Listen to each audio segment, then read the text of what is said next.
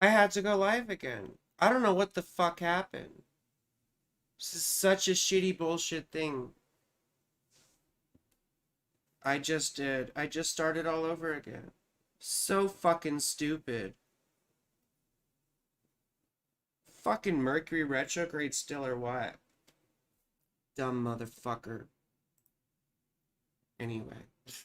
Yeah, at least you're here, Ember. Everyone else got kicked the fuck off. This is so stupid. You can hear me? Can you see me? Can you see me too, Ember?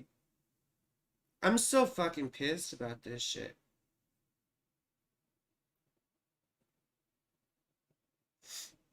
Well, let's wait for people to come back. Such bullshit. Okay, cool. So, thank you, Amber. Just let me know always when you can see me and whatever. Like, tell me I can see and hear. So good, audio is clear, wonderful. Well, anyway, until people start posting information for Synastry, I wanted to talk about Saturn transiting each of the houses.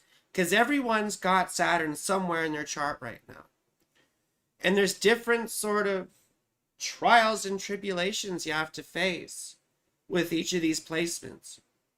So I thought I'd start off with our Pisces rising friends in the first house. So for Pisces risings, Saturn is transiting the first house. You see, I went through this not too long ago, and it was quite wild. I came out as transgender. Well, Saturn was going through my first house. You see, what happens is the things about our identity that haven't been worked out yet rear their ugly heads. Hi, Sylvia. Nice to see you. And all of a sudden, we're forced to face ourselves. You see? I don't know if anyone ever saw the movie The Never-Ending Story, but it's like there's he's got to face 3 trials, Atreyu, right? And the last one, he has to face himself in a mirror. And it turns out, you know, the other boy who's reading his story is really him. Anyway, the whole point of this thing is that we have to face ourselves.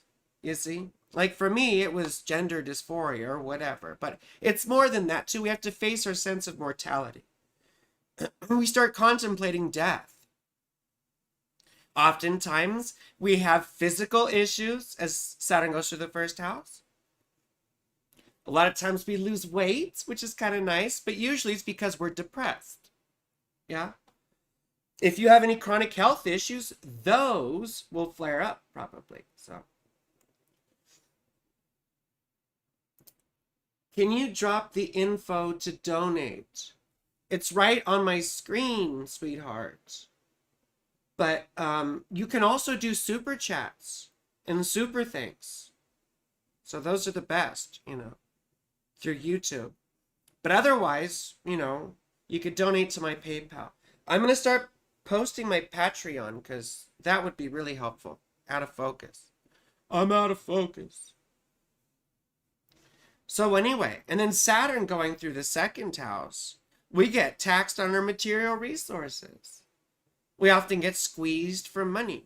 But what happens, it's not necessarily about just having our finances hurt. It's learning to build things up, you see. So for me, right now, I have Saturn going through my second house, which means I'm Aquarius rising, yes? And so, as a small business owner, I'm suddenly having to get organized because I'm not very organized. I'm not. And we have to start learning to produce and to make things real, you see? We have to learn to budget, to manage our resources, and actually take responsibility. So it's not a fun transit. And oftentimes we do get very scared and worried about money. But all in all, you see, the Saturn challenges are about teaching us to surmount these things and how to put effort into them in order to make things work. And Saturn demands effort. So, like, I need to make the effort to get my stuff started. So, anyway.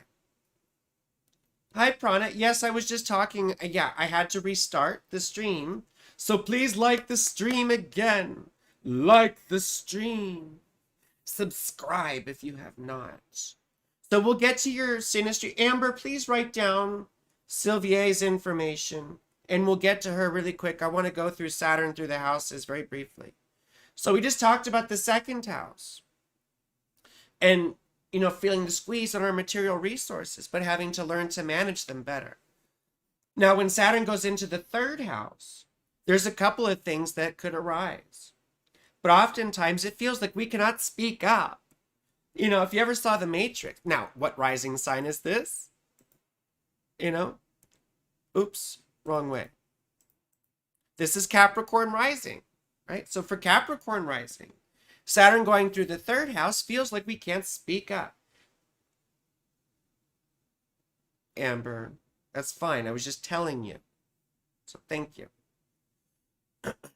Anyway, Saturn in the third house, it's like if you ever saw The Matrix, and there's that scene when Neo says to the agent, like, how about I give you the finger and you give me my phone call, right? And Agent Smith says, what good is a phone call if you're unable to speak? And then, no, Amber, I can't please don't interrupt me. No, I can't make sure my ringer is on. Please, Amber, I cannot, because then I'll lose my train of thought like I just did. You see? And now it's all been derailed, and now I don't know what I was saying. Oh, yeah. When he says, what good is a phone call when you're unable to speak? And his mouth gets covered up. And that's often what it feels like here. It also feels like we're sometimes trapped in our community. Like we don't get out enough, right? And it feels like we don't get to relate to people. You see?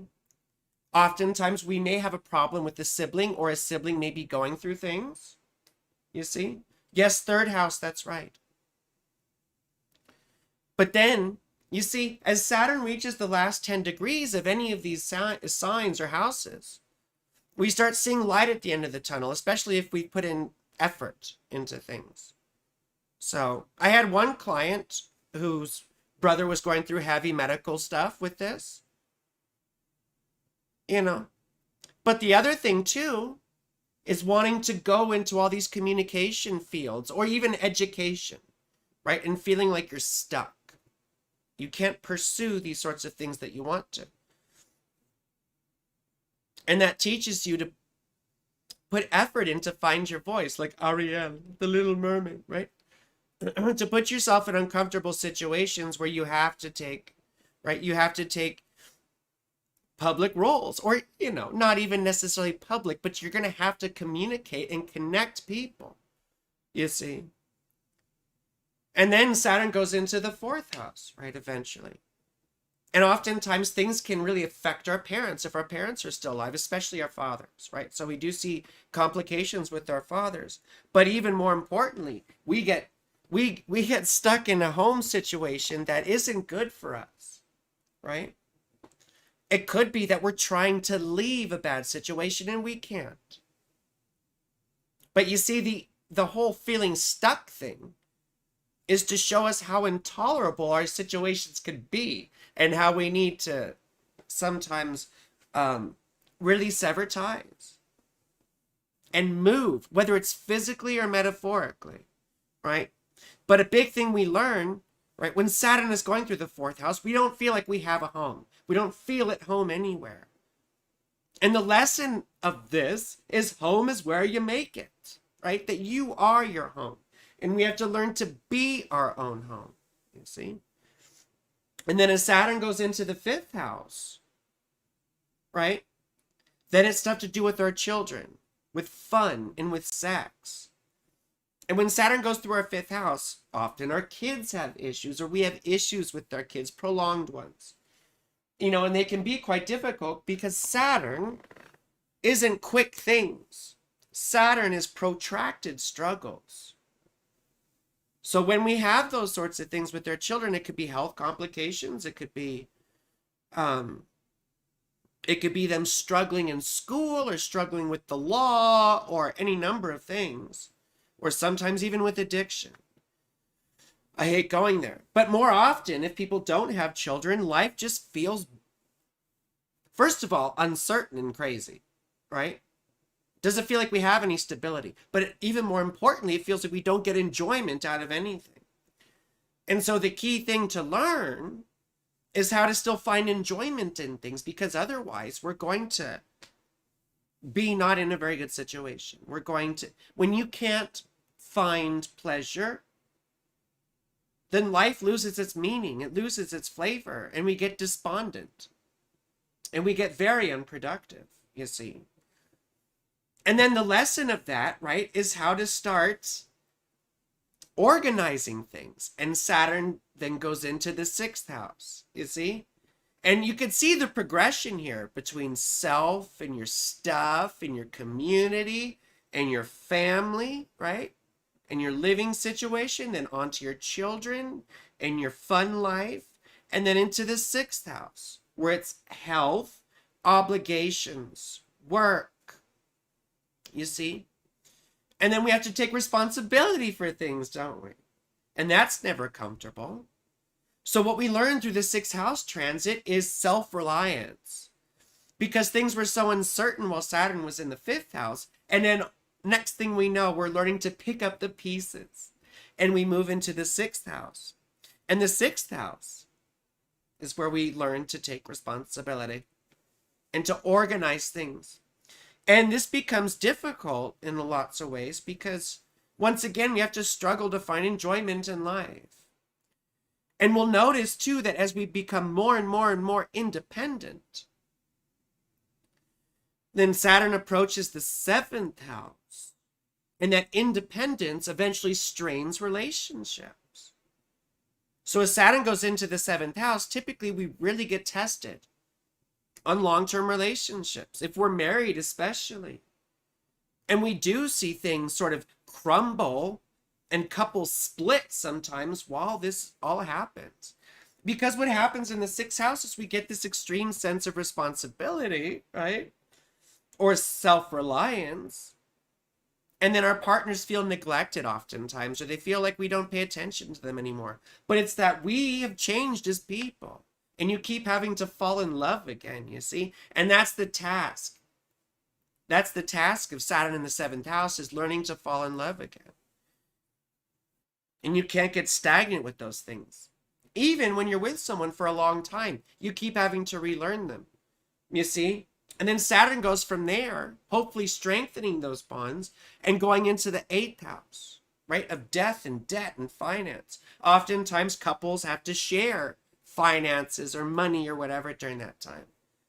If you weren't with anyone while Saturn was in your 7th house, you probably felt very lonely and like you really, really wanted a partner. But then Saturn going into the 8th house, you see. And gosh, I haven't been saying the risings, have I? Right, we went through Sag rising with Saturn in the 4th house. We went through Scorpio rising with Saturn in the 5th house. And we went through Libra rising with Saturn in the 6th house. So that's Amber. And now we're at Virgo rising with Saturn in the 7th house. And now we're just getting to Leo rising with Saturn in the 8th house. And this can be difficult, you see, because oftentimes partners or couples share their finances when this is going on. Or we find out that there's some hidden hanky-panky going on with our finances or whatever. Or people are being dishonest with us, right? Typically, we get faced with hidden things and hidden trauma. Stuff that we've accumulated and hidden from ourselves in the 8th house. There are often losses. The most extreme cases are death, loss of people. Now, but that doesn't always happen, and Leo rising shouldn't necessarily be scared of that. But also what does happen is material losses as well. You see? The 8th house is also fear. So a lot of times we have to face the things that we fear that come up from the past, right? The 8th house is sort of like the other side to the 2nd house. They both have to do with material resources, you see. So Saturn going through there, oftentimes when we have losses, we might have to go into debt. The 8th house is definitely debt. And it teaches us, once again, about managing our resources. You see? About learning how to manage finance, budgeting, our credit. And hopefully as Saturn gets later on there, right, we start to feel that we're getting a handle on that stuff. Oh, here's Rory. Yeah. Here's Johnny.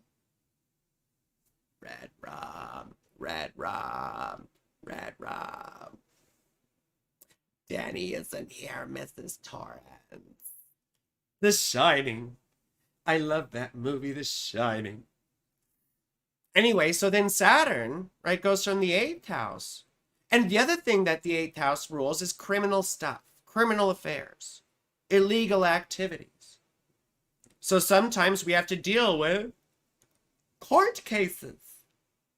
And I know a Leo rising who is dealing with that. And then we have Virgo. Wait, I went the wrong way. Then we have Cancer rising, where Saturn goes into the 9th house. When Saturn is transiting your 9th house, your beliefs, your worldview, all these things get deconstructed. What you thought you believed turns out not to be so. Oftentimes you get schooled. Your politics change. Your worldview changes. I know when this happened to me is when my whole idea of economics and what was the best mode of governance, I suppose, all my ideas of those things totally changed, you see. I mean, I had been raised in a very conservative background, and I went through rapid changes during this. And I was also in a spiritual group, you know, and I was having a lot of conflicts, internal conflicts about esoteric teaching, which was the right teaching. And none of it's the right teaching, and all of it is, you see. And the stuff I can say about what's bullshit and what's not, I'm able to say because I've done a lot of it, you know. So anyway, and then Saturn goes into the 10th house. After we have this crisis in what we believe, then we have this crisis in our life direction and opportunity. Oftentimes it feels like what we thought we wanted to do doesn't work out, right? And this is for our Gemini rising friends right now. So I know when this happened to me, I went for some big promotions when I used to be a restaurant manager, and I didn't get them. But in not getting them, I got a different position, and it ended up propelling me into the financial direction, you see, which ultimately wasn't what I wanted to do either. But what happens is life redirects us while Saturn goes through the 10th house. You see? I mean, we can do other readings too, Amber. It depends on if we have time. You see? But so when Saturn gets to the last 10 degrees or so of your 10th house, your whole sign 10th house, then you might notice new and different things starting to come up. People start to recognize you. The other thing that happens is sometimes we have a public fall from grace, you know. Sometimes we get embarrassed. We have a public embarrassment that we have to come back from, or we have to earn our way out of, you see. Well, and then our Taurus rising friends, we have it in the 11th house, which is quite isolating, you know. We feel the strains in our relationships with other people, with our friends and people who support us. We often shoot ourselves in the foot by accident because sometimes it's stupid pride, you see. And we get this pride when Saturn gets to the end of the 10th house. And we feel like we know what's best. And oftentimes, you know, we are the ones to best determine the way to go for ourselves. But we can't forget that we need other people and we need supporters. You're not an island and you're not a rock. And oftentimes Saturn going through the 11th house feels like an island and a rock.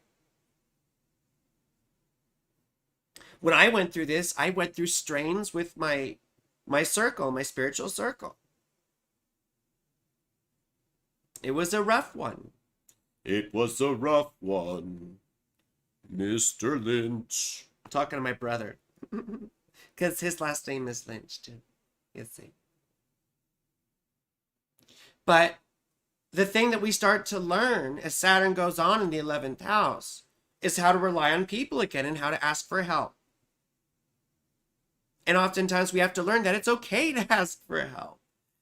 And that we need support and we need other people. And oftentimes we find that our connections get strengthened through all this, especially if we put the effort into it.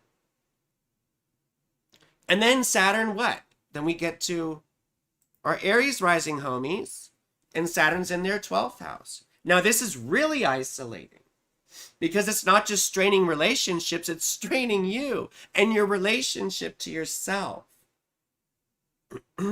Sometimes it physically isolates you. For example, with me, it's when I got separated. My whole divorce stuff started. Now, I was also in a 12th house year, age 35, which is a crappy year typically because the 12th house is not a fun house.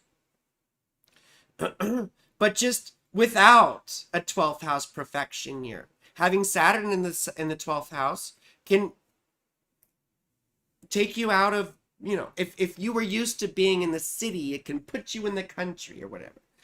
I had to move in with friends out in the sticks. So I was physically isolated, but it can also just be psychologically isolating. You can feel abandoned, right?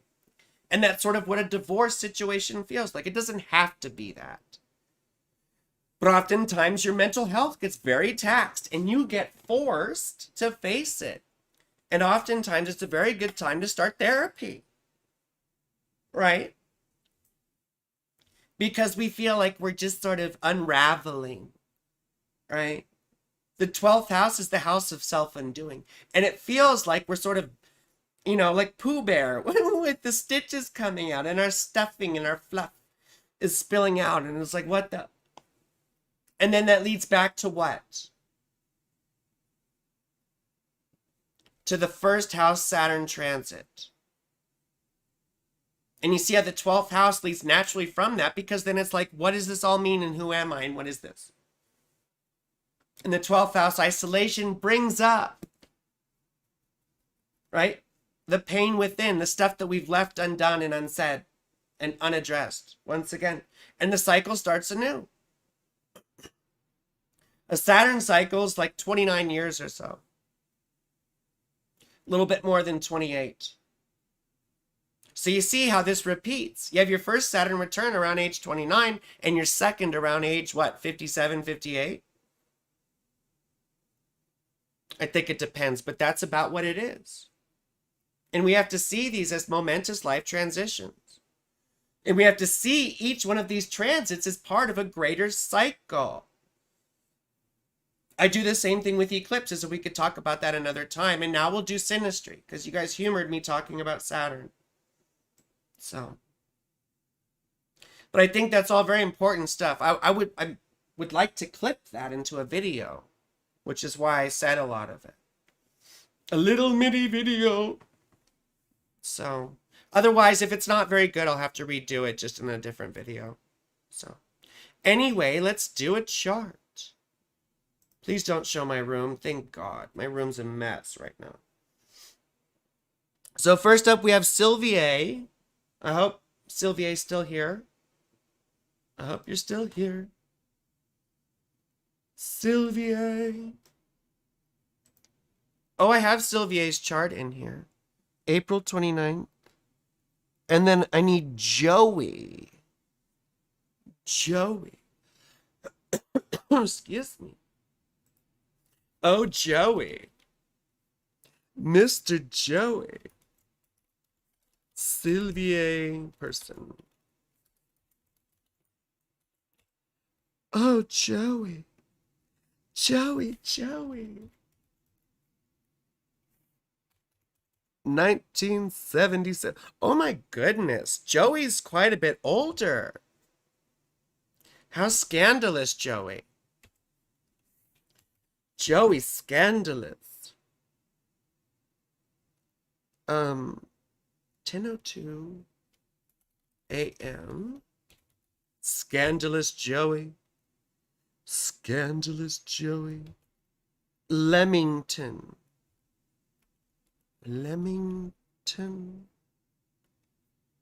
Canada. Ontario. There we go. So we got Joey. Well, we'll look at Sylvier really quick. Because with Synastry, the most important thing is to get a look at both natal charts really briefly. We're not going to belabor this. And I like to identify a couple primary things. One of those is the 7th house ruler. What's up? What's up, yo? What the fuck? Why aren't y'all working? There we go. So this is Sylvier. Leo rising. Hey, sweetheart. We know I sin for Leo rising. So anyway, her 7th house is Aquarius, ruled by Saturn, and Saturn's in the 7th house. So when we see Saturn in the 7th house, we think of someone who typically tends to be more self-reliant, more independent, doesn't want to be, who typically does things on their own, doesn't want help, doesn't want, these people can be hyper independent.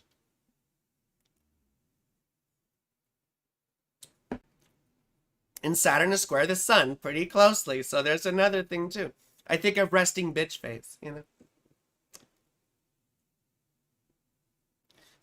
there might be a little bit of a dour personality. I mean, you're probably used to working hard for things. So, and then the other thing you have to notice with relationships is what? This big red flag right here. I have it too. Pluto conjunct the moon. I call it the bipolar coaster, and I call it mama trauma. So, you see, we bring that baggage to relationships, don't we? We do. We sure do. We bring that baggage to relationships. And you can't have normal relationships. You get all obsessive and probably possessive. Mars trine Pluto. And Pluto square the ascendant. We have power issues, sweetheart. You have power issues. Probably felt powerless as a child. I have Pluto square the ascendant too. So does Gordon Ramsay, who's one of my heroes. But so does Harvey Weinstein, who's an evil man. You see? And you could see two different approaches to power. Now let's look at Joey. Now, Joey. Oh, Joey. Joey. So Joey's a Capricorn rising. Joey's 7th house ruler is the moon. And the moon is not happy in Scorpio. And conjunct Uranus. So I think Joey's probably got a difficult relationship history. And Joey probably wants to be friends with someone before he really starts getting intimate with them. He's got Saturn opposite Saturn right now, so he's at a difficult time in his life, right? And look at his 12th house. Oh, look, he's also got Pluto square the ascendant, like exactly. So this is a very interesting dynamic between you two, because there might be power struggles. I wonder if Joey has to struggle with addiction or mental illness with all that 12th house stuff, especially Neptune conjunct the sun.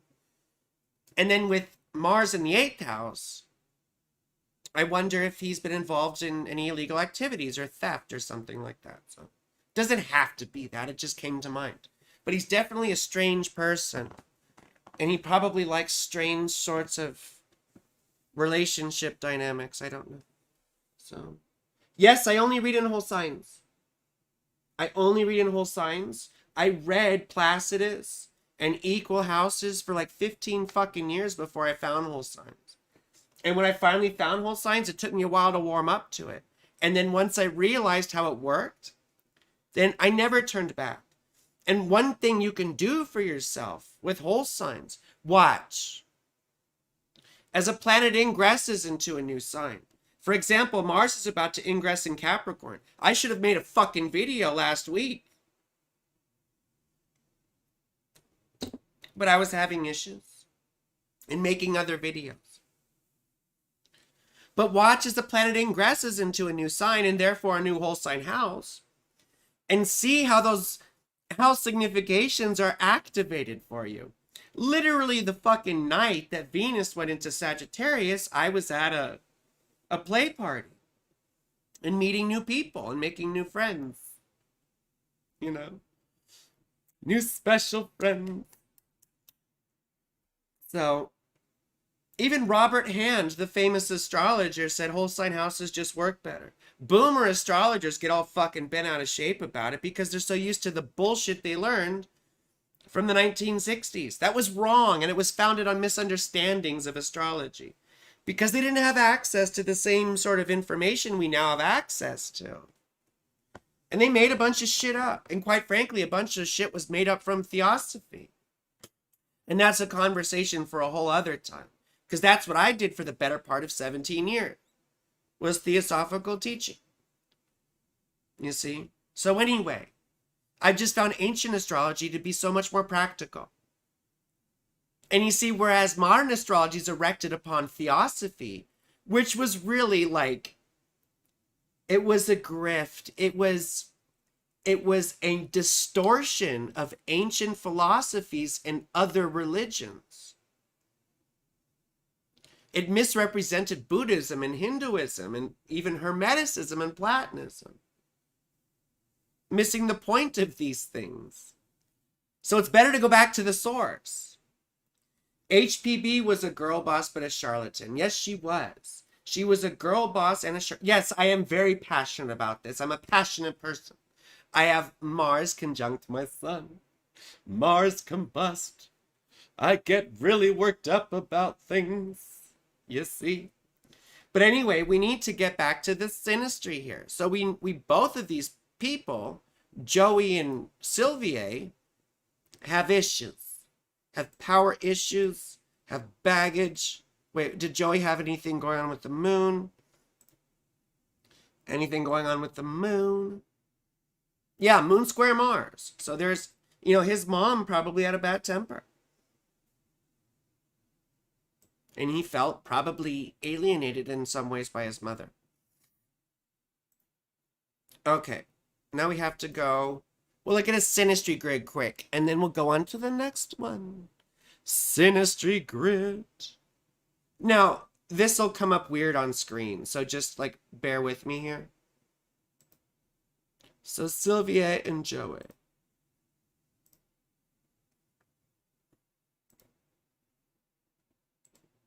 Thank you for donating, Jasmine. Yes, please. I really appreciate donations. Please and thank you. Thank you, Jasmine, so much. And please like the stream. Like the stream. Like the stream. And Jasmine, did you share your birth info? Third super on a live stream. Thank you. Okay. Let's put this up on the screen. So anyway, see, you can't see it all very well, but that's okay. I'll describe it to you. So, first, gosh, there's not a lot of aspects between these charts. Is that for real? Wait, am I tripping here? Oh my gosh. I hate this fucking shit sometimes. I put that shit in the right fucking thing. Come on, yo. Sylvie. Okay, I guess it won't let me animate the thing. That's what happened. It won't let me animate. Okay. Okay. I don't know. You can still kind of see that. But here, so now we see all the aspects between these. So what was Sylvie's rising again? I remember Joey's was Sylvier's 7th house ruler is Saturn, and Joey's was, I don't want to reopen that back up. Oh, here we go. Joey's a Taurus rising. No, a Capricorn rising.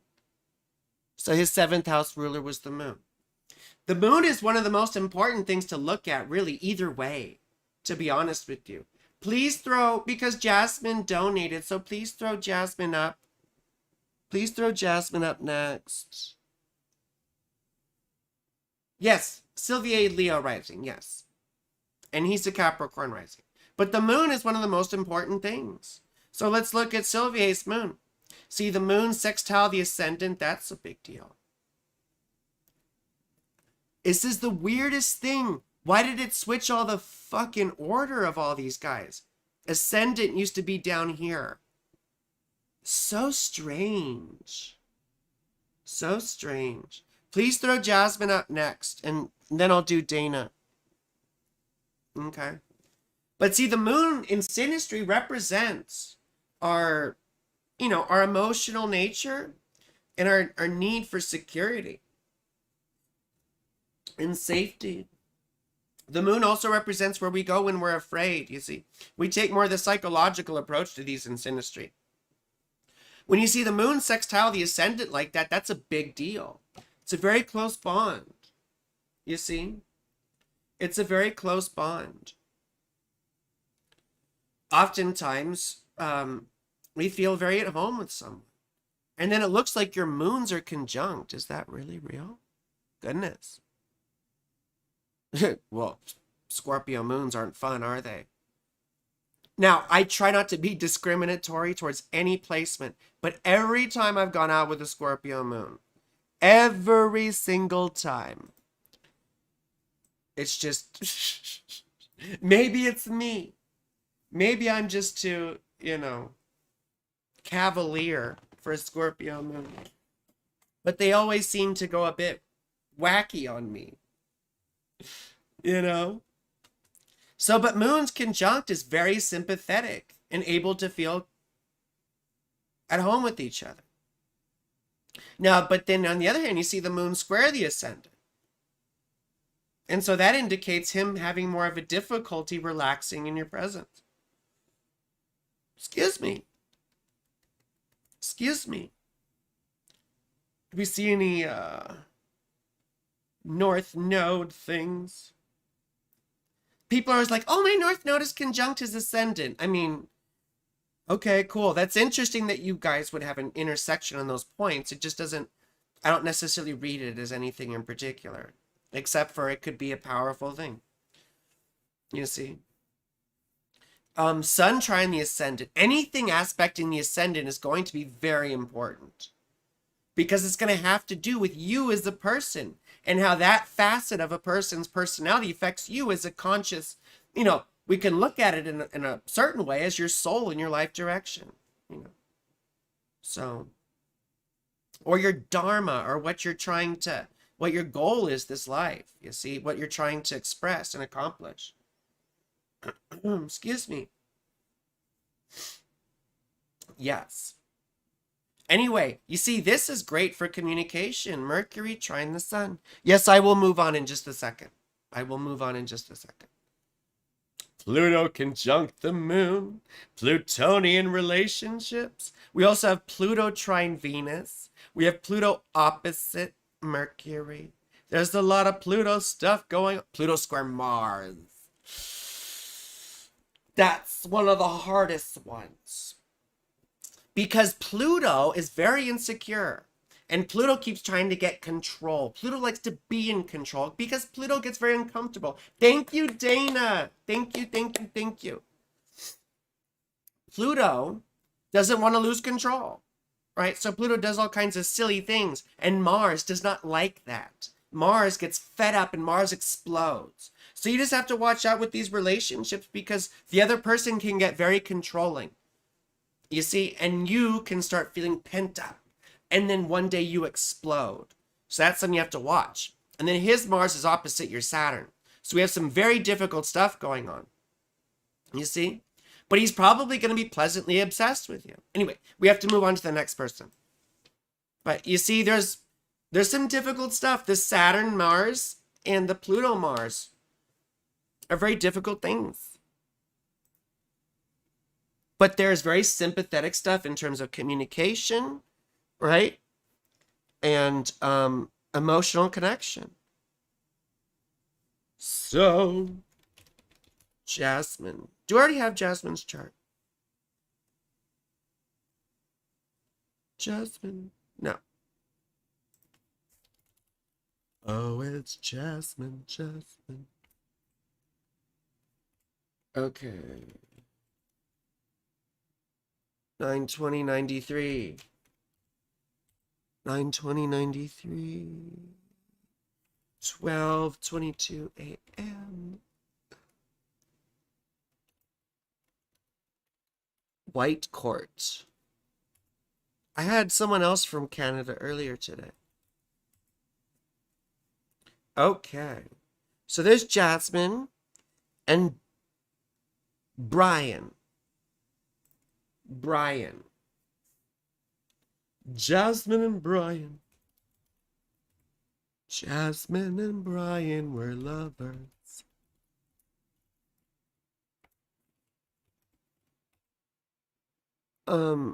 Jasmine and... Oh, wow. This is a big spread, too. Well, 13 years, I guess. I've dated people 13 years younger. 19...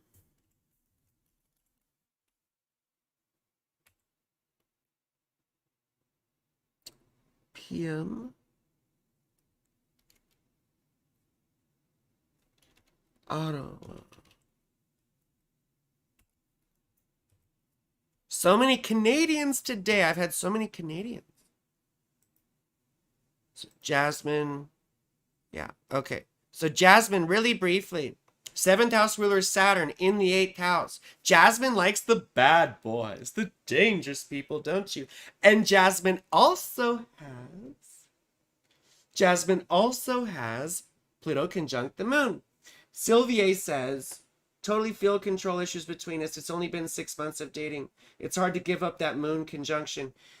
So Sylvie, a quick thing too is it's very hard to break up with the Pluto moon conjunction because we grow deep roots into each other and we get obsessed about each other. His Pluto's trine your Venus and he's obsessed with you, right? And the sex is probably amazing. But the control issues are going to get to be a bit much.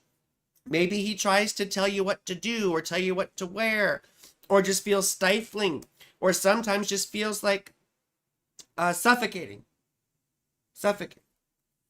But look, Pluto conjunct the moon in Scorpio once again. You crazy girl, you crazy obsessive devil. Right, and it's in the 5th house. So you're an obsessive yet promiscuous person, perhaps. Your 5th house ruler's Mars in the 4th house and not happy.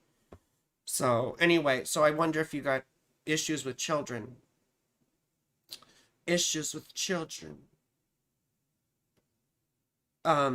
But anyway, we're concerned with the relationship stuff. You like the bad boys and girls. So that's something you have to watch out for because red flags, Doesn't mean like you can't be interested in dangerous people who are still healthy. And I mean not really dangerous, but people who give you the allure. Who are tough, perhaps. Tough guys. Or, or maybe like the Breakfast Club Bender, right? Remember Bender in the Breakfast Club? Judd Nelson? He was a badass, right? Like, he's a... What did I get for Christmas? It was a good year at the Bender household. I got a carton of cigarettes, right? My dad was like, smoke up, Johnny. John Bender. He was cool, right? Don't you forget about me, right? But anyway, so we know that you're Plutonian and you got Saturn square the fucking moon too. That's fun. Exactly. So we've got double mama trauma, mama drama. And hopefully you don't have to deal with your own depression and mental health issues. But you see, that's probably a thing as well. You know, so you're going to bring that baggage with you to your relationships. You see? You had Mercury in the 4th house like I do, so you probably love history.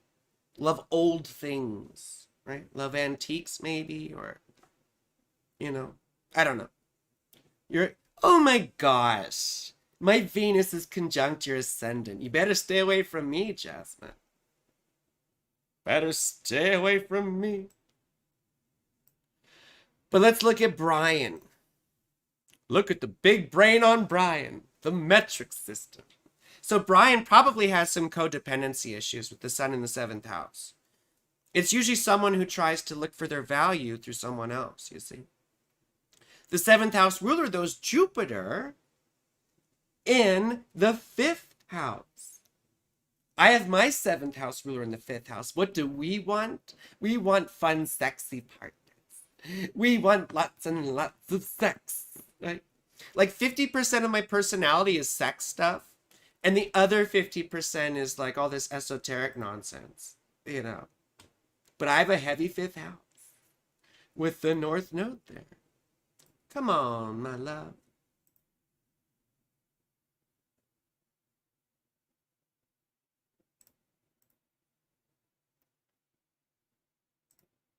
There we go. I was hoping I wasn't gonna freeze again. Yeah, Sylvia, I didn't go into all the overlays in that because I don't have time for full readings during lives, you know? But yeah, when you look at what houses each other's planets fall into, you can realize what the emphasis is in your relationship together. I really like one person. I really like someone. And she knows I really like her. She does. And I simp for Leo risings. And I typically don't like people, or I haven't been lately. I've just been interested in sex. You know. And some people have called me an ice queen. I don't think I am. I'm very sensitive when you get to know me. But anyway. Moving right along, because we have people to get to. I'm just excited, that's all. I'm just excited because it's been a long, long time since I've liked anyone. I'm Saturn girl. I don't have fucking feelings. I'm not supposed to have feelings. And I told this woman, I said, you're cramping my style because I don't have feelings. I wasn't planning on this. I wasn't. Oh yeah, go watch my videos soon. I mean, if you haven't watched them already. I gotta do Mars going into Capricorn like ASAP. And then I have to do Pluto going into Aquarius. And I have to do horoscopes. And I have to do all these fucking things, you know.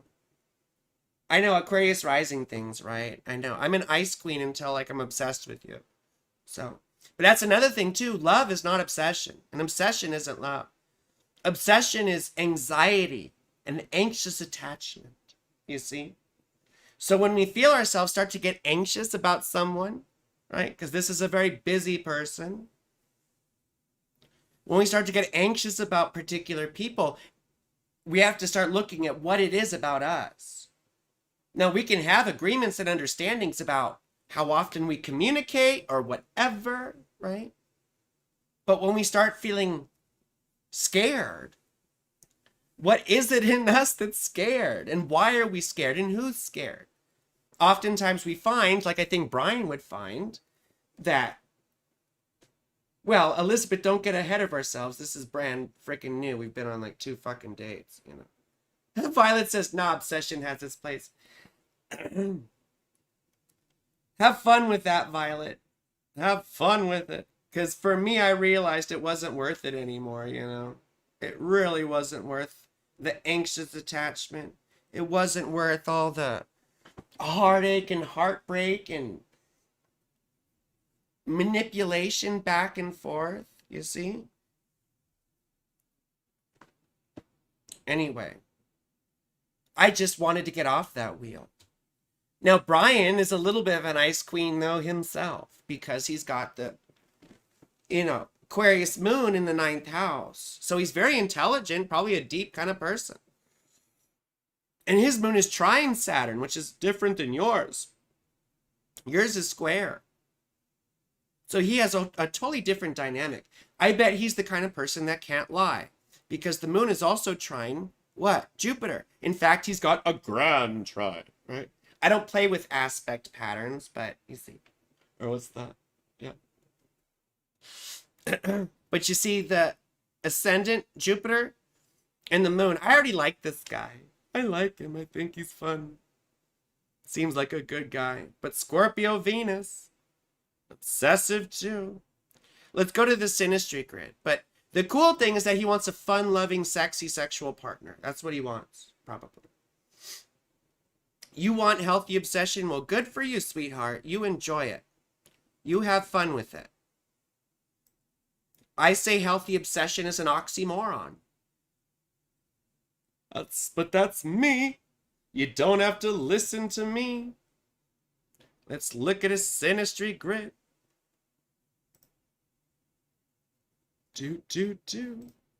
Jasmine and Brian. Jasmine and Brian.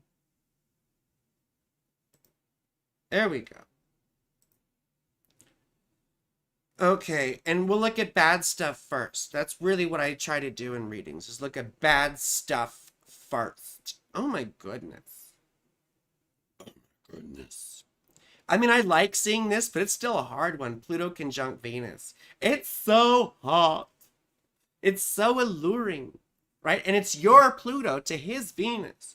So you're you're obsessed with each other, I'm sure, but you know, you think he's gorgeous. You think he's attractive. You may get paranoid about him with other women or around other people. You might get a little overly attached or possessive. You know, you might get pissed if you see him looking or whatever. You know, just something to watch out, because those sorts of things can cause tension over time, especially if we don't talk about it. Right? But you've got some wonderful Mercury stuff with him as well. Mercury trine the ascendant, Mercury trine the moon. The trine the ascendant is a wide orb, you see? But still, these things bode well for communication and for him to feel like he can share his feelings. And his Venus conjunct your moon. You see, that's very, very good. Because that adds to the comfort in each other's presence. People say the word comfortability, but it doesn't sound like a real word to me. I don't know why. It doesn't sound like a real word. You see, but his Mars square your Mercury, there's also a propensity for arguments and bickering. And that's one thing you have to be careful of, because when you get into conversations, if he feels slighted in some way or attacked, he will lash out. And you may not be doing it at all. It's his Mars reacting. You see? It's his Mars reacting. Now, Saturn is square the ascendant. And you might think this is awful, but still it does bode well for a long-term thing. It does. So, positive Venus moon synastry is everything. I mean, yeah, the moon is one of the most important things. I mean, to me, it's like the most important thing in synastry. Although the ascendant is, close second. I just don't get all worked up about a lot of outer planets.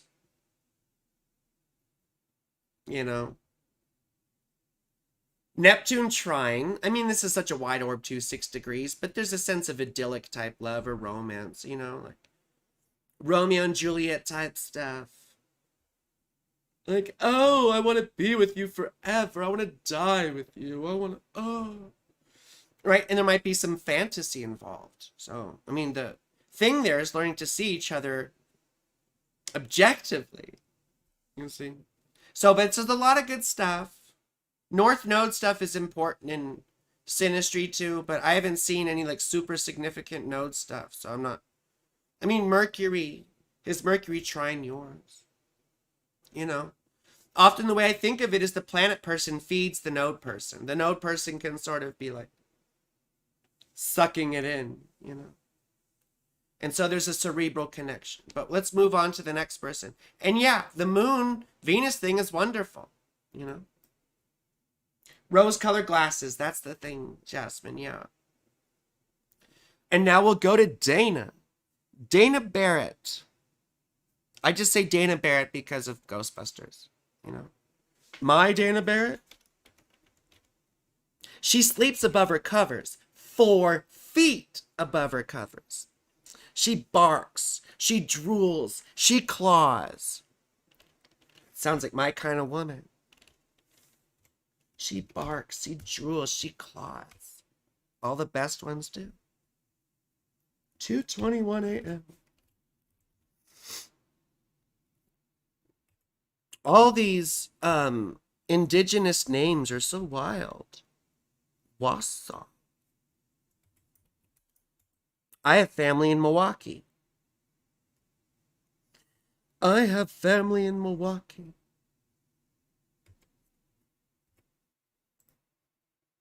Okay, so we got Dana. And we got Jimmy. Jimmy, Cocoa Pop. Jimmy, Rock. Jimmy. You guys were born pretty close in time. Look at you.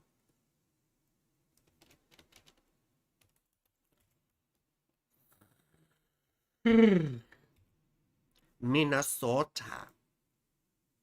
They have some real winters over there, not me. Well, Colorado's, fun, but like all of a sudden it'll be, 55 one day or whatever. I'll just go back to this. There we go. I'll just leave it like that because it's easy to see. And it's easy to see that Disney JB Warren G. I don't know why I thought of Warren G. That's old. You wouldn't know about Warren G. That's from when I was a kid. So we got a Sag rising here with Dana. That means her 7th house. That means her 7th house is Gemini. Her 7th house ruler's Mercury in the 3rd house. She needs an intellectual rapport, and she has Mercury in Aquarius. These are people who see the big picture. They're very cerebral, intelligent. They see how things interconnect. They see how systems work. They're often good with technology, right? Because they see how things fit together, parts to wholes. That's the thing. You see, like Mercury in Virgo is very good at dissecting everything. But Mercury in Aquarius is very good at seeing how to assemble. Assemble. You see? Read the directions from IKEA. Every dowel has a place, doesn't it? Mercury in Aquarius. Right? So these sorts of people are going to need a cerebral connection. You need someone you can talk to, have conversations with. Right? Someone who can inspire your intellectual curiosity. So, you're sapiosexual, Dana. Yes, you are. You need intelligent kind of types. I'm not mad at you. You got Saturn sitting right on your fucking sun right now, though, girl. You feel stuck. You feel stuck in life right now. But that's okay, because you see, when Saturn sits on us, we just kind of have to stay still for a second. Like Saturn is square my sun and my Mars right now. Right? So we just kind of have to do what we can because it feels like we're not doing enough. Anyway, that's not what we're on about here, but I thought I needed to mention that to you. Do you have any weird moon shit going on? Any weird moon shit? I mean, your Venus is square Uranus. Are you bisexual? Are you freaky? Are you kinky? Are you poly? Any one of those things? Because when I see Venus square Uranus, that's what I think of. Hello, Mandy G. So, anyway, I just thought that was interesting. Where is Saturn at the moment? Saturn's, early Pisces. I forget what degree. I think 1 degree. Saturn's at 3 degrees Pisces. 3 degrees Pisces.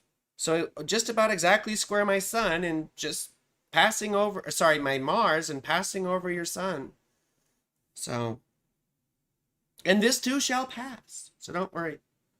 I'm just looking to see if you have any weird moon shit. Excuse me. Going on. What's going on? I mean, I guess Moon Chiron. Like, that's painful, I guess. That's painful. Could be mommy bullshit. Jupiter in Sag. I mean, I imagine he had a good relationship with dad, but you see, when Jupiter's in the first house, though, it could be that dad was narcissistic or way too important or never around. But I would imagine dad was still relatively, like, important or successful or whatever, so. You see. Anyway. I'm not getting weird moon shit. This Pluto thing isn't big of enough of a deal. Now, but Venus trine Saturn, so even though you might be a freak, you also want a long-term partner, like a marriage, probably. Now, Jimmy is a Sag rising too, and has Saturn in the 7th house, so he's probably hyper. Dad died when you were 10. I'm so sorry, sweetheart. I'm so sorry. Who's your 8th house ruler? 8th house ruler is the moon. Okay. That's interesting.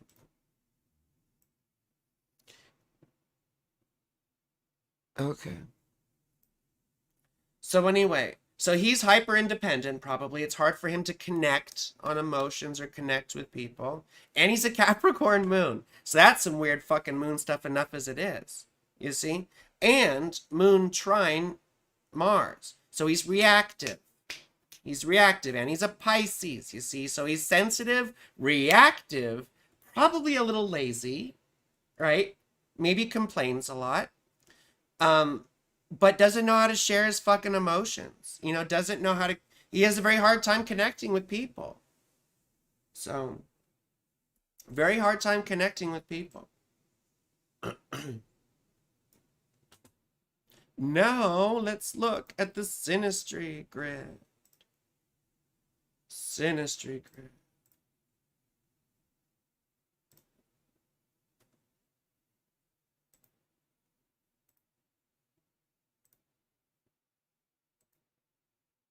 Why isn't it showing up on the screen? Why isn't it showing up on the screen?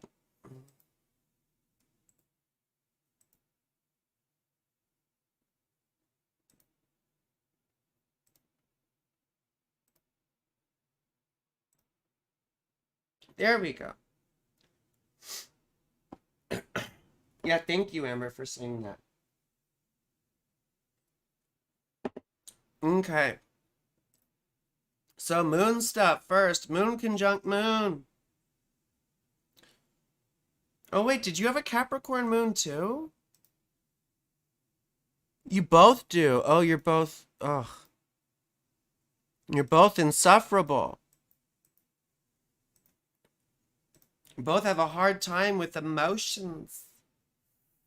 It's so funny. I always think of it like the Tootsie Pop commercial. Like, you know, there's this gooey center that Capricorn moons have, but it's surrounded by this thick shell. And it's not made of candy for Capricorn moons. It's made some other things.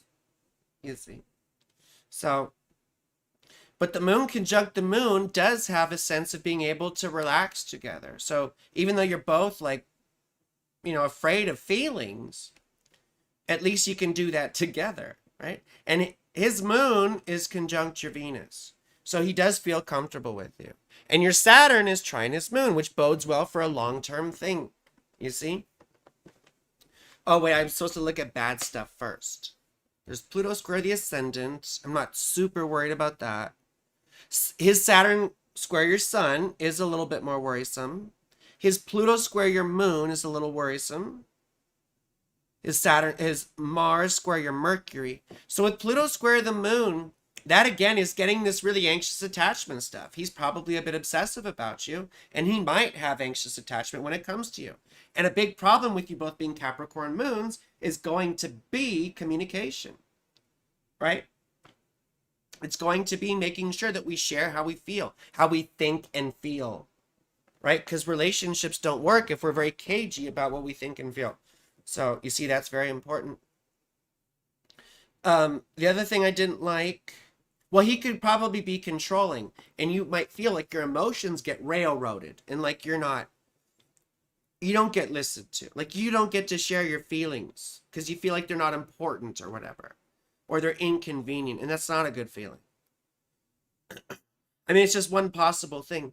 And then his Saturn square your sun, once again, this is sort of controlling, right? Feels like we're not allowed to shine. They might get jealous, possessive, or have certain expectations of us. We're not doing things the right way or whatever. So just be aware of that. That could be a thing. Just have to be aware of it. And then Mars square Mercury, like we talked about with a different person, right? That's arguments and bickering. And he could be quite reactive. So I just wonder with your dynamic how controlling he might be and how reactive he might be. Now his Mars is trine your Venus. So that's like wonderful sex. Like, so he probably gives you some dick and you forget all about it until the next time it happens. And then you see, you have to face all those things again. And I've learned from myself that no pussy is worth a fucking mental breakdown. At least for me. That's where I'm at in my, So, although emotions, it's sure good to feel emotions again. And his sun is sextile your Venus. That's another wonderful thing. You see, you have this Venus moon stuff going both ways. His Venus trine your moon. So there is a sense of comfort and ease and attraction. At the same time, though, he could be very controlling. Maybe not very nice. So. And see, your Mars is square his sun, so you might not react very well either. But we got to move on to the next person. And Amber is sending me people. So we've got Elizabeth. I've got Elizabeth. Do I already have Elizabeth's chart somewhere? Why am I getting a stomach ache? Is this Elizabeth Sindelar? Is this you, my darling Elizabeth Sindelar? We've got 315. Oh, yes, Pi Day. Right? 3.14159. The Ides of March. Beware the Ides of March. And who else do we have? Sean. And Sean is a Taurus. Excuse me. Sean is a Taurus.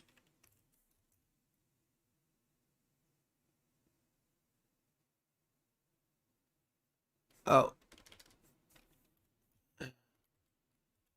Sean is a Taurus. Waterloo!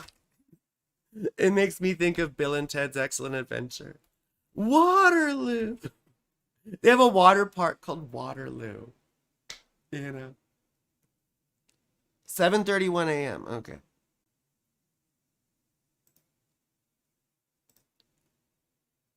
Wait, Jimmy. No, not Jimmy.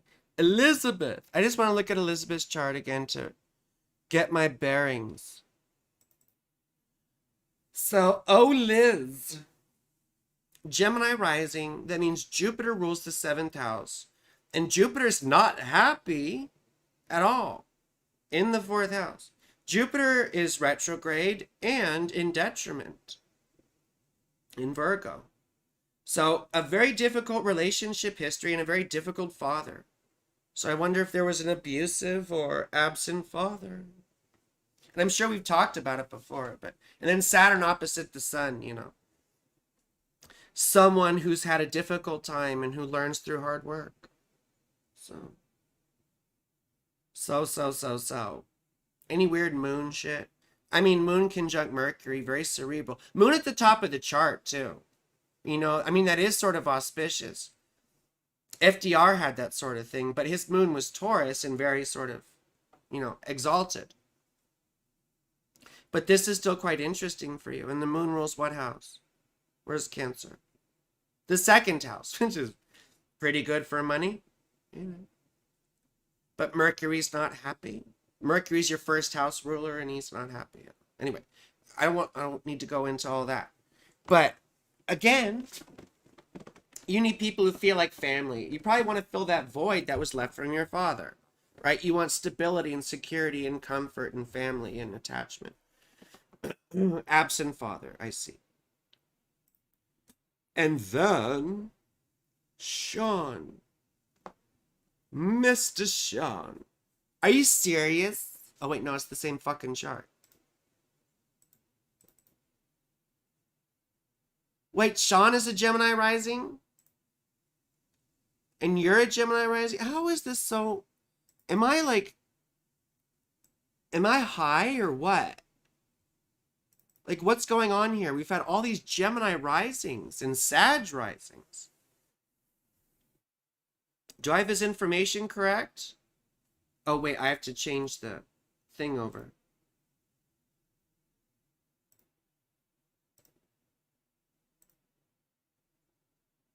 So, that's fucking wild. I mean, I have all the information. I'm suspicious of the information here. 7:31 a.m. Yeah. April the 24th. Waterloo.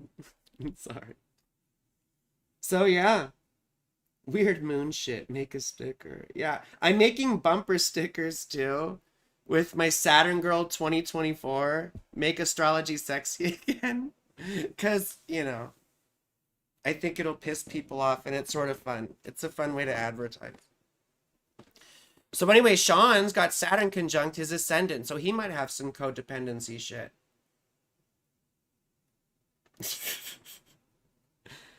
I'm just going to assume this information's correct. So Elizabeth was sending a question emoji, so I don't know. But, oh, and look, he's got Venus conjunct the sun. Now, Venus is combust. She's very happy in Taurus. But when it's combust, it sort of eclipses the light of Venus. And I wonder if this poor fella, you know, has had to deal with, again, you know, I always think about addiction and mental illness stuff. Right? But Venus is very happy. The sun rules the third house. I wonder if he's got siblings with mental health or addiction issues. But anyway, he might have codependency stuff. Capricorn moon also. Holy fuck, tons of you Capricorn moons. In the 8th house. That's mommy issues. Mommy issues. Mommy issues. And Uranus square the moon. Always left out. Bit weird. You know. Bit weird. Can't listen to anyone or anything. Can't take directions. Doesn't want to be told a goddamn thing. Moon in the 8th house, too, can carry trauma around like baggage. They often need to learn to process things. That's the thing about Capricorn moon is they need to learn when to cry and to fall to pieces every so often. You know? Well, don't be nervous that your sons are Cap moons. They need to learn it's okay to cry. You know, and it's okay. Like, you need to process emotions. You need to process feelings. And we do that by feeling them and having them. With Capricorn moon, we avoid actually feeling things. A memory comes up. You know, or, you know, a hurt or a pain or something triggers us. And what do? We put our fingers in our ears. So we go, la, la, la, la, la, la, la. We distract ourselves with other things. And we shove these things further down. And they build in pressure. And that's what sucks about being a Capricorn moon. And well, none of these things are a death sentence. I think everyone should be in therapy, but especially Capricorn moons. You know, in ancient times, remediation was going to pray at temples. I still do that a little bit. I pray to my mommy Venus, you know. But that's no substitute for therapy, because we have modern remediation, which is psychology and psychiatry. You see? So these are important things for a Capricorn moon, and I do think he's got some codependency, definitely has some trauma and things. So let's look at the Synastry grid. Synastry grid. He's very forthcoming with his mental health. Very good. That's someone who's done some work on themselves.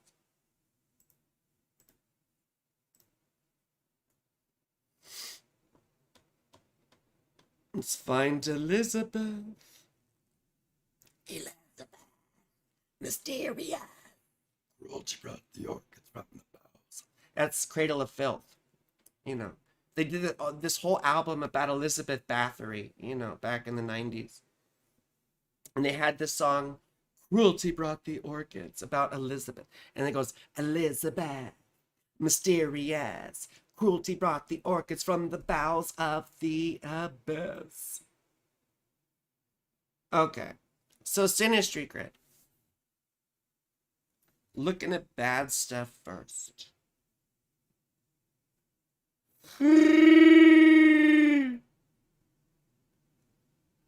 Okay, a couple of difficult things right off the bat.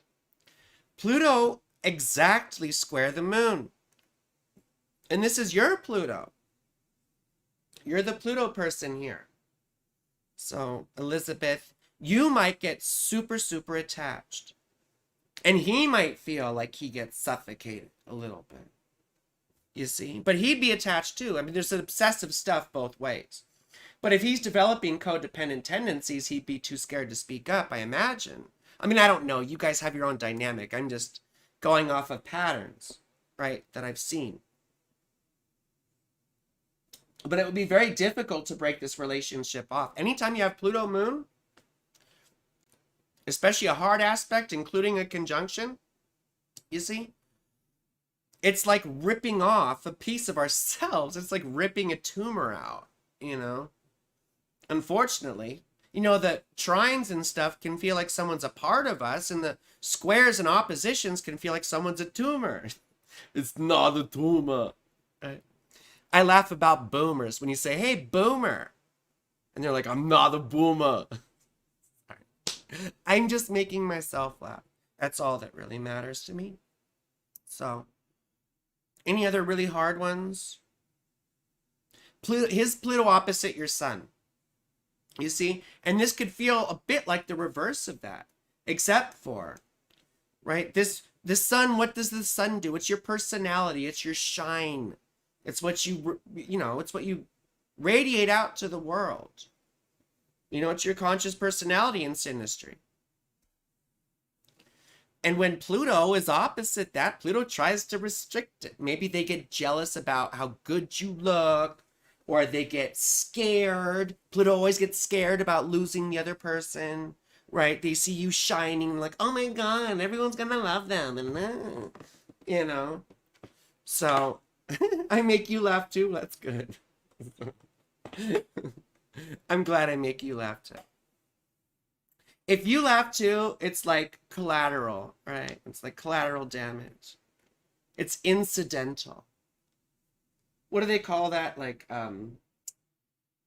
you know, I forget, but you know, when people are like in a battle situation and you have collateral damage, I guess that's what it is.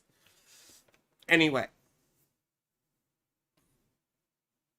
the other thing you have to watch too is if either of you have addictions, this Pluto square Venus thing, it can egg each other on to bad behavior, like indulgence, going too far with things like, oh, it's okay, you can have some, right? And we might have the best intentions, you know, but people are vulnerable and it can leave them down a slippery slope. You know? Jealous from both parties keeps us away from parties. Yeah. Yeah, you see, and that's not always... You see, that's the thing I've been learning through polyamory. But I also haven't really had deep feelings for anyone until recently, you know, in my little polyamorous journey. So it's easy for me to say, well, I learned, you know, you don't have to be attached. But it's not that easy. And life tests us on those things. Now, Pluto trine Mars, that can be very hot, very sexual. But on the other hand, there's the jealousy thing again, too. There's a lot of signatures of jealousy. Sun conjunct Venus, Venus conjunct Venus. These are all lovely, beautiful things. There's a lot of attraction, right? Look, his Venus is getting lit up. Moon sextile, Mercury sextile, Venus conjunct, Jupiter trine. Like, there's so much attraction going on, you know? And both ways, you know, both ways.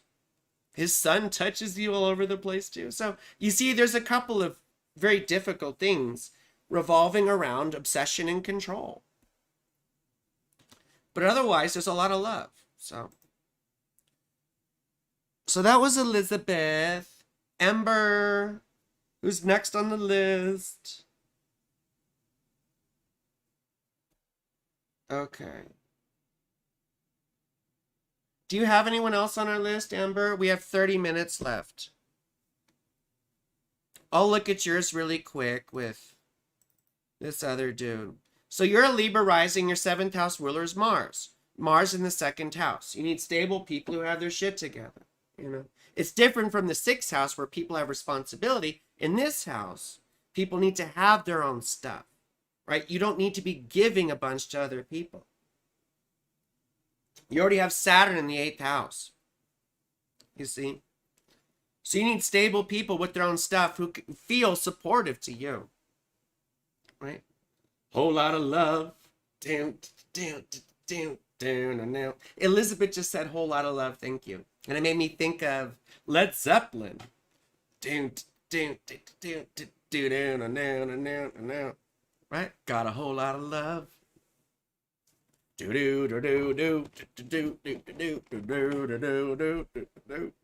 Anyway.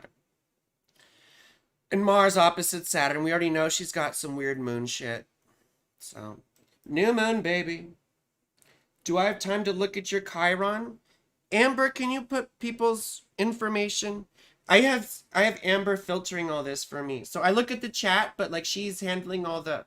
So Amber, I'm looking at your stuff real quick right now, but put me up 3 more people at least on deck, and I will go through their shit really quickly. Yes, we'll do, I don't know, we'll look at a couple. We'll look at a couple, I don't know, natal chart. I'll say like a couple of things, you know? I'll say a couple of things. So then we got to do this M person. M. We'll call him M. Eminem. Yes, I'm Slim Shady. Yes, I'm the real Shady. I'm Saturn girl. I'm the real Saturn girl. All those other Saturn girls make me want to hurl. Because the real Saturn girl is right fucking here. And people are like, oh, Saturn girl, what does that mean? Aren't you Uranus girl? I'm like, I'm Uranus girl at fucking orgies, yeah. But otherwise, I'm Saturn girl. Because guess what? Saturn rules Aquarius. And I'm Aquarius rising. I mean, I'm only Uranus girl with very specific people. Very specific people. Wait, whoa. I was looking at the wrong shit. Cincinnati? Cincinnati? That's Jerry Springer country. That's Jerry Springer country. You'll roast your chart? It's not a fucking barbecue, yo. Ooh, Aquarius rising. And his rising is conjunct my rising. So no wonder you like him, Amber. And then he's a fucking Virgo Venus too. Ugh. I always make fun of Virgo Venus. Like, they're so subby. I can make them, you know, I can make them kneel on Legos and they would do it. With a smile.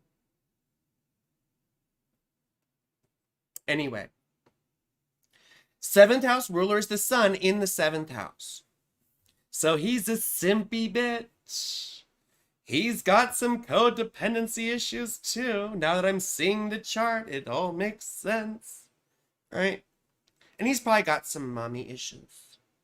He's got some mommy issues. He's very weird. Like, he doesn't commit to things. It's hard for him to, with the moon square Uranus stuff, he's all over the place, making these snap decisions and things. And he doesn't like being told what to do. Anytime anyone tells him anything, he's going to try and do the opposite. He's got Mars opposite Uranus like I do. Right? These people don't like authority. They don't like direction. But you see, at the same time, he's looking for his value through other people. Right? So he'd be fronting. And Venus in the 8th house, very unhappy, He's got relationship issues. Doesn't like to share. Doesn't like to share how he feels. You see? Exalted moon. Right? Exalted moon. Virgo Venus was the only person to spit in your mouth. Sims as hell. I mean, I typically spit in their mouths,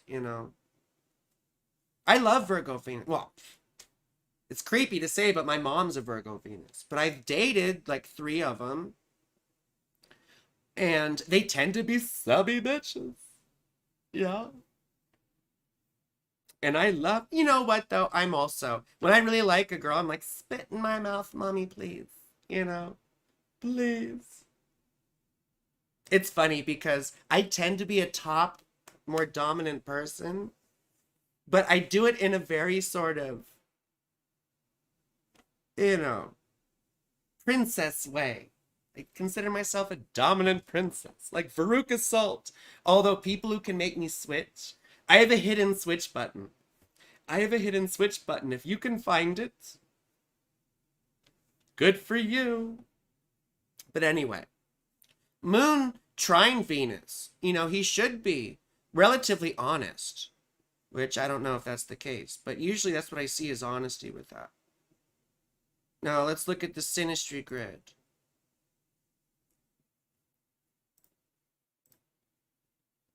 Okay.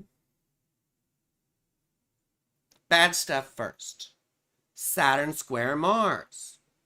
So you see, and that's your Saturn, Amber. But then, is Saturn square your Venus? So that's a difficult one, too.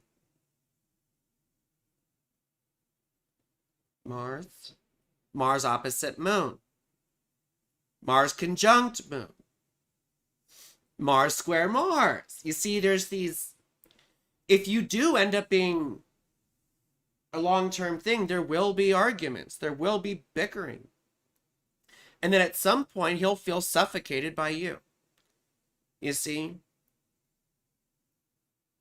Because your Saturn square his Mars. He'll sort of feel trapped. But then his Saturn square your Venus, you'll feel trapped too. You see? Not that that can't work. These things can indicate a long-lasting thing, but they can also indicate a long-lasting thing you don't want to last. That you can't get out of. Right? Because of attachment or whatever else. You see? So, yeah, when you think of a square, you think of boxing. Well, so, the aspects, right? The meaning of them, we get a lot of it from the Thema Mundi. Squares are in the nature of Mars. They are quick collisions. They are, conflicts that just happen.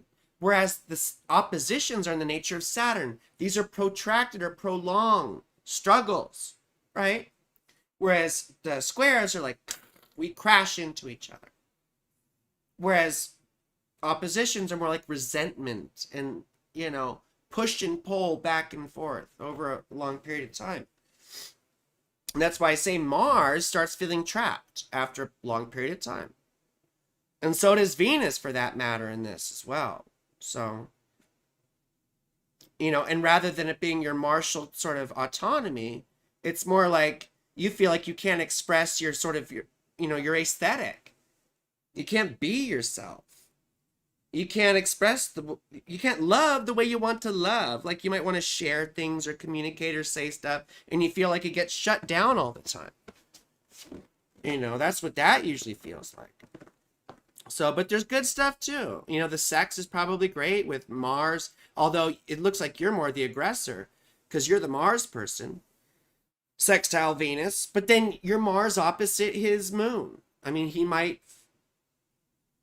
like get scared of you or something, you know? So you got to watch out for that. You push him for sure. Yeah, I bet you do. You push my buttons. That's for sure. And your Saturn trine his Venus. So there is a potential for it to be a long-term thing. You know, there is something there. So, but we need to move on to the next person. Sierra. Oh, we have another Kentuckian. Another Kentuckian. Kentuckian. Sierra.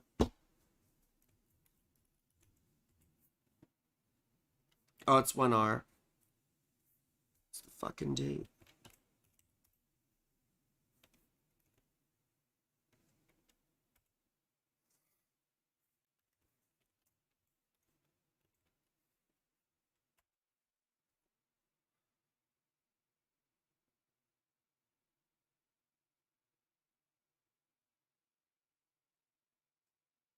I zoned out for a second. I'm sorry.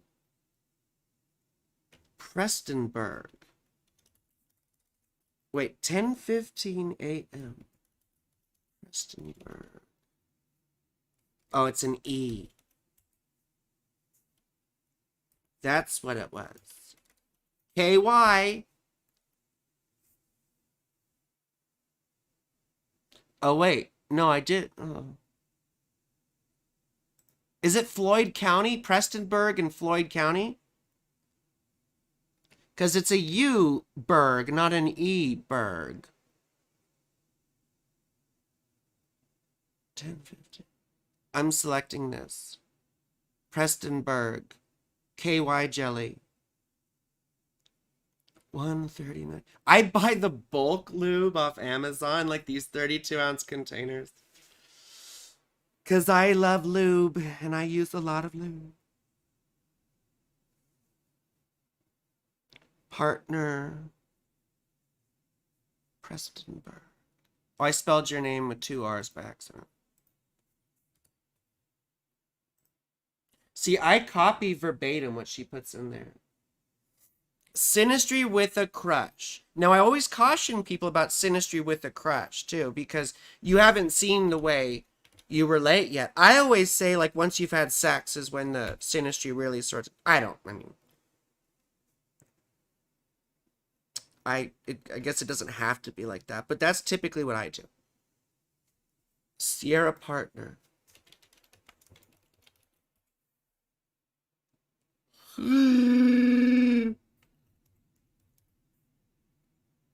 Both Aquarians. Look at you. Another big age spread. Excuse me.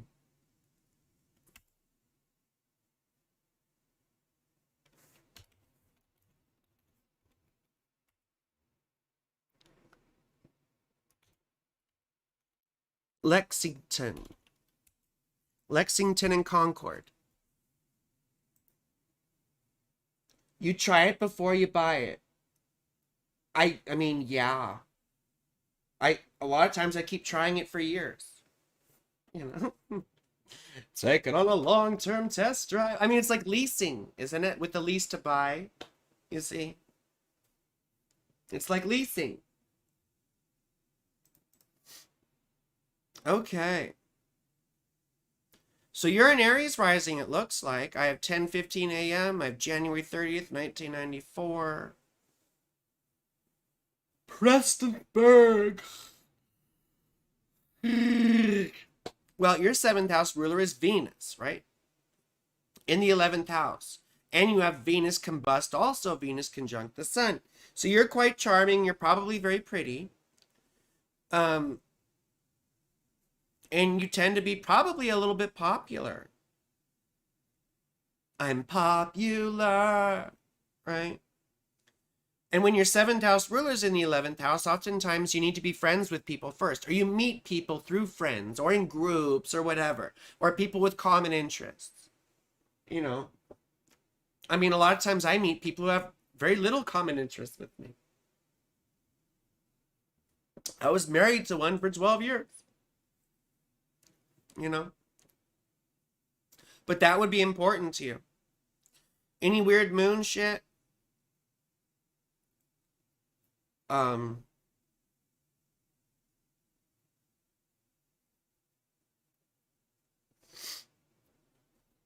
Let me just see really quick. I don't want to stare at this too long. Moon trine Uranus and trine Neptune. So that's a very close one. Moon trine Neptune, that's exact. Within minutes of each other. So you might have like psychic phenomena or whatever, you know, prophetic dreams, things like that. People claim to be mediums. Some people claim to be smalls. Some are larges. Yeah. I'm an extra medium.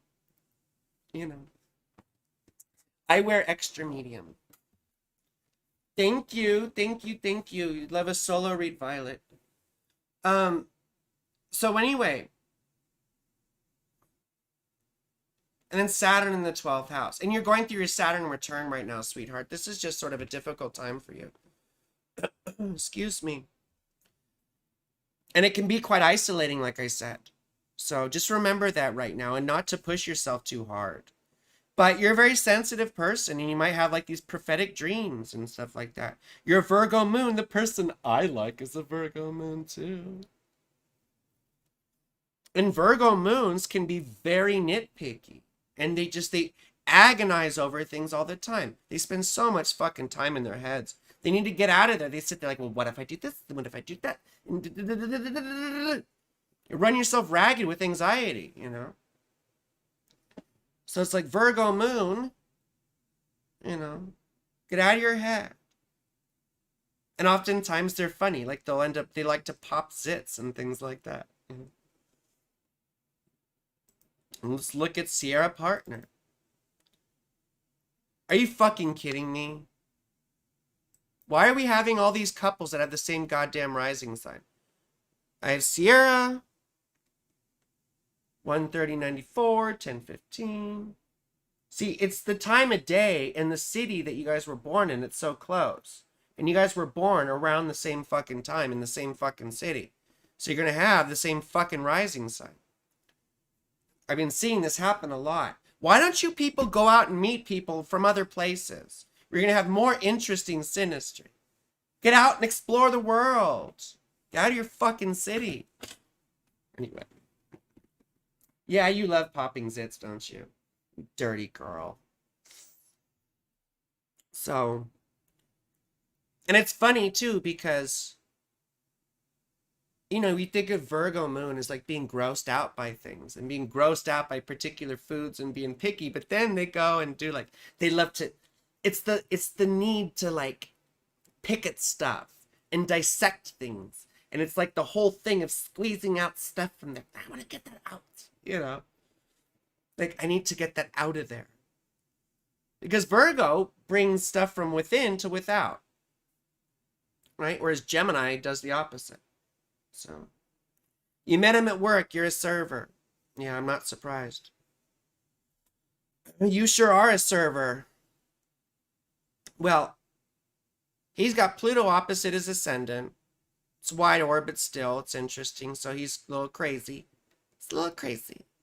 It's just a little crazy. Capricorn moon, the fuck again. Look at you.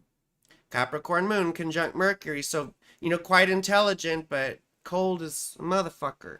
Now, he might have a tendency to enjoy himself a little much, you know. Either it has to do, you know, either he likes to indulge a little, in those, he likes his fun, he likes his drinks, right? Is this a guy who likes alcohol or likes his substances? I say that because the Neptune thing, but it's also, we get trapped in like fantasies. Like, oh, I'm gonna do this. We talk a lot of big game. I'm gonna do this one day. I'm gonna do that one day. I'm gonna have an album. I'm gonna run for office. Right? We have these big ideas that we don't really do anything with.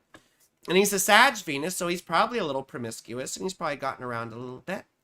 And it sounds like you work at restaurants. You know how restaurant dudes are. They fuck all the servers. Typically doesn't make it right. I was a restaurant manager, so I was always trying to, let's be by the book, even though I met my ex-wife, at work. You see, but it's important to maintain these boundaries. So, grateful for anything. Okay, well, let me move on. I'm just really quick look at the Synastry grid. Because if I go too long, it ruins my fucking night. Last time I went 3 hours, and I can't go over 2 hours. Moon square Venus, it's hard to relax in each other's company. There's sort of a nervousness that goes on, you see. There's obsession, too. You're obsessed. Pluto sextile, the moon and Mercury, you see.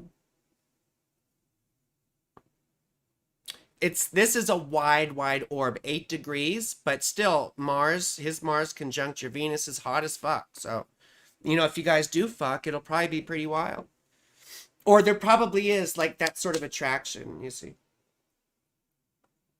Neptune square the moon, that's hard, right? That's getting caught up in like we're gonna do this, we're gonna do that, like all the fucking bullshit. Like we need to see each other clearly, not with these rose-colored glasses, you see? So, but look at all this fun stuff. Sun conjunct Venus. Wide orb again, but still, very cool. Venus sextile the ascendant. Very, very tight orb. That's very good. This is sort of like instant attraction, you see? So you've probably been quite attracted to him for a while, and I imagine he's probably attracted to you. So, just saying. Anyway, we got to move on to someone else. The Mars conjunct the Sun thing and Mars conjunct Mars. I mean, these can be good and they can be magnetic and good for sex and stuff, but they can also cause, again, conflicts, bickering. You see? So who's after Vile? And I'll do these very quick. 0205. 0205. San Diego, that's where I'm from.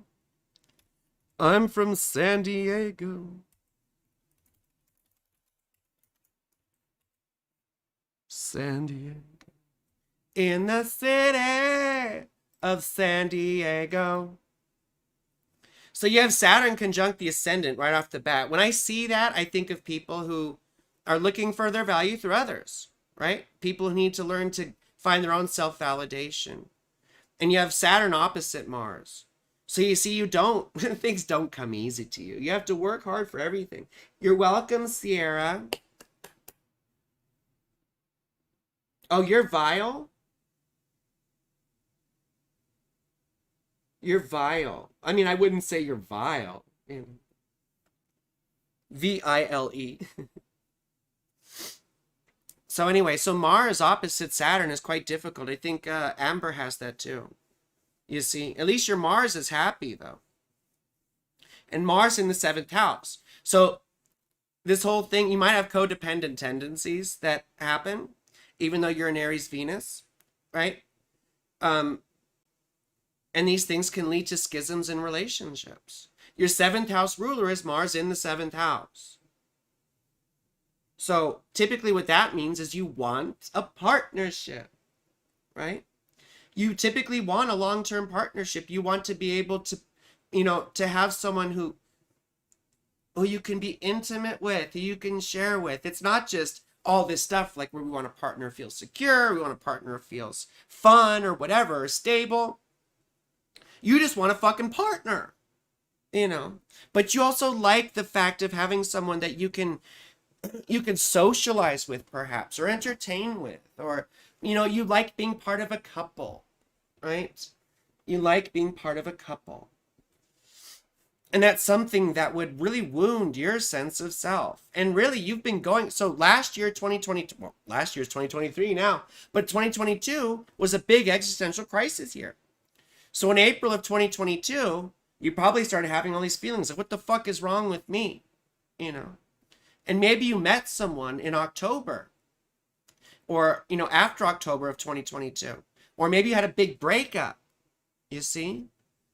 And then last year, right, 2023, these eclipses have been going between your 12th and 6th house, which is like the cocoon phase where we have to sort of, internalize and process all these big things we've realized and learned in that previous cycle, because that's often a tumultuous time. And then this is like seclusion or being a recluse for a bit. Like I said, cocoon phase. And then you're going to have more eclipses in April in your 12th house, and then in October in your 6th house. So you're going to have to focus on your mental health for a little bit. You might even find that you want to get into therapy. Yeah? But either way, there's something where you aren't quite ready to be interacting a whole lot outwardly and on the stage, so to speak. But then when you get into October, that eclipse in your 6th house, right? That'll bring up themes about your health, about your work situation, about obligations and responsibilities. So you might find yourself having some big disruptions in your job situation or with coworkers, right? Oftentimes we have a big falling out with coworkers. Or we find a new group of coworkers, you see? Oftentimes we have to organize and take responsibility for things. So these are themes that you might see coming up in 2024. And I'll go to other people really quick. What's the other big elephant in the room? I mean, Saturn going through your 11th house for a while. You see? We talked about Saturn in the 11th house earlier. But we start, again, we need to remember that people can help us. And we feel frustrated by other people all the time. Like they're not helping us. And they're causing us problems. But it teaches us how to represent our interests at the same time while maintaining relationships and connections. Oh, excuse me. Venus rules your 1st house, and being in the 12th house, again, I wonder about your mental health situation. And you probably have struggled with some addiction things, I imagine, or depression or whatever. So just something to be aware of. Anything big else I want to say? Anything big else? Jupiter's going through your 1st house for a bit until May. So, enjoy this, because on the one hand, it can give us more confidence. On the other hand, it can also give us a sense of invigoration or health. Sometimes we gain weight, right? Because we're eating healthy, or we have a healthy appetite, rather. So it's important, especially when you start getting into these eclipses here, that you take care of your health. You get enough sleep and nutrition. That'll be very big. And Mars has been going through your 8th house. So you may have put too much shit on your credit card. You see? And then Mars going into your 9th house, you're going to be, insufferable when it comes to what you believe. And you want to watch out getting into arguments and things about religion and politics. Starting in this month and going into next month. We should go to someone else because it's almost over. So let's go to Abriana. And I don't know if you all have been asking specific questions, so I'm just saying shit that I see. I can't go back and look look exactly what you were asking. So you try and type it now. Actually, partnerships have been very destructive. Depression for sure. Yeah. I'm sorry, sweetheart. I'm so sorry. I'm so sorry. 1997. 1997. 3:46 a.m.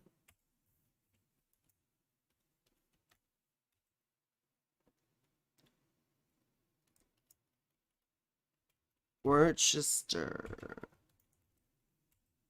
Massachusetts. April 15th, 97, 3:46 a.m. Worcester, Mass. Okay.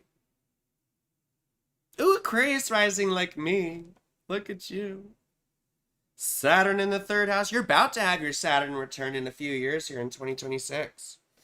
So look forward to that. You also have Venus combust, like some of these other misfits do. That's Venus conjunct the sun. So again, you probably quite charming and pretty, but Venus isn't happy. You see, Venus rules your ninth house and your fourth house. So I wonder if there were difficulties with dad. Difficulties with dad. Or not a very good experience of religion growing up, or perhaps foreign things. But anyway, what we're really concerned with right now is that Saturn's going through your second house, like it is with me. And that typically gives us a hard time with our finances. You see? Oftentimes we feel like we have to tighten our belts. We have to budget and manage our resources more. And oftentimes because we were being way too cavalier.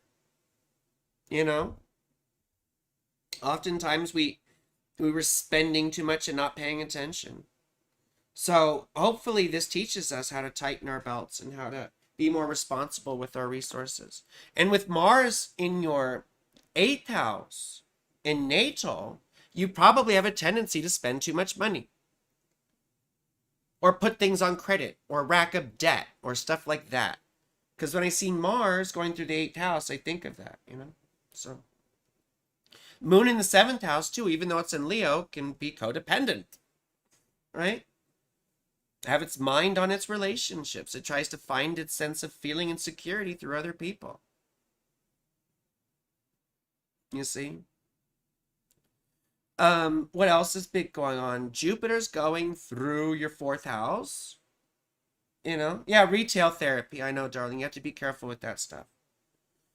So, and you have Mercury in Taurus like I do, and it's stationing retrograde, right? And like I have.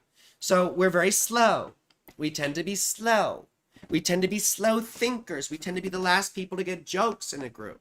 We also have like quirky senses of humor, like, you know, obvious sense of humor, like dad jokes, right? Like dad jokes, like my stupid jokes, mom jokes. But,